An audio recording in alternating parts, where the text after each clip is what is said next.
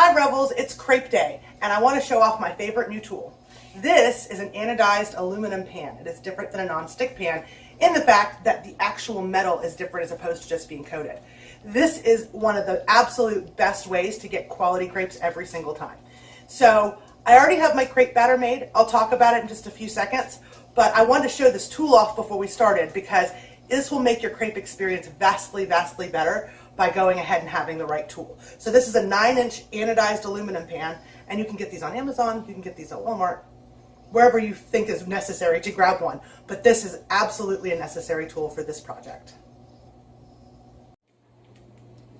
So this is my basic crepe batter, and this is one that I actually made yesterday, used some of, and then I'm going to use again today. This is 2 cups of flour, 2 1/4 cups of milk, 1/4 cup of water, and 4 eggs. And I actually, there are people who say, oh, you have to do it in a blender. Oh, you need to do the eggs first with the milk and then add it to your flour. Now, I dump it all in a big bowl and I use this lovely handy tool, a balloon whisk.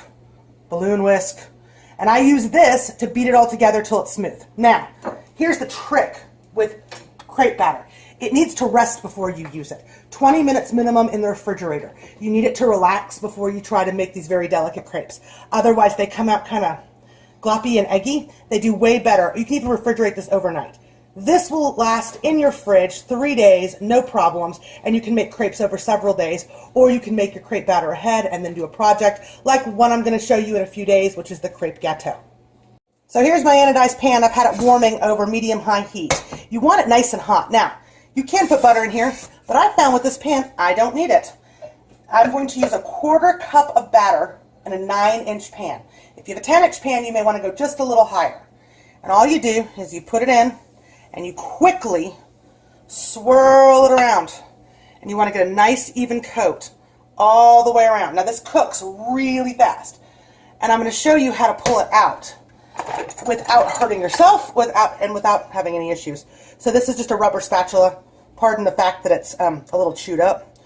And all you do is just take your rubber spatula and come around the edges, and then take your thumb. But that did not go over perfectly. But the beauty is that these are pretty malleable when they're light. Now, crepes don't take long to cook. Crepes really take about a minute aside, if that. So you don't want to brown them. See how nice and easy that moves? You can just slide it around. You don't want them brown. They can be very slightly golden, but you really don't want them brown. When they steam like this, they're pretty much cooked. So you can see this is the thicker part and this is the thinner part. And the object here is to get a really nice even crepe. Now I'm going to plate one for you. We're going to go back. I'm going to show you, this is the traditional way to do these. Is you fold them in half and then fold them in half again. And do that. And you can just top these very simply with some sugar or some syrup or fresh fruit just as they are, and they do wonderful. And they're kind of a nice alternative to a pancake. So a couple quick notes about crepes. They're incredibly versatile. It's one of the reasons I love them so much. You can do them sweet, you can do them savory, you can put anything you want in them. Even the infamous peanut butter crepe, which my husband always goes, ew, but I really like them. You can do sauces, you can do just pretty much any meal of the day, which is what we really like about crepes, and they're easy. So this is a great versatile meal, especially when you have picky eaters at home, because you can make yourself steak and eggs, and they can have sweet, and everybody's happy. We're going to do this one more time. Again, quick like a bunny. That's the trick here, is you got to be fast. Sorry, you're not going to get as good of an angle, I'm sure, because I'm having to tilt this pan all around. Now, yes, you can go buy a fancy crepe pan, but I say why? I found that this actually works better, and it's a little more consistent. See? And see, once they're loose, they're easy to move around. Now, this one, I'm going to show you as a dinner crepe, just another serving idea. As soon as it's done, I'm going to plate it with some cut up steak and some cheese sauce.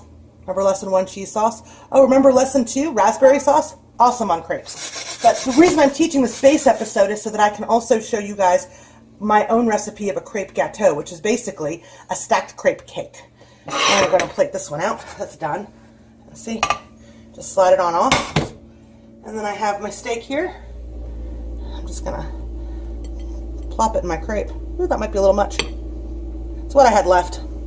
It happens. And then some of our wonderful cheese sauce. And you kind of treat it like a burrito. Honestly. A little cheese. And you just can kind of take your crepe and fold it on over. And there you have one dinner crepe. Super easy, right? Not hard at all.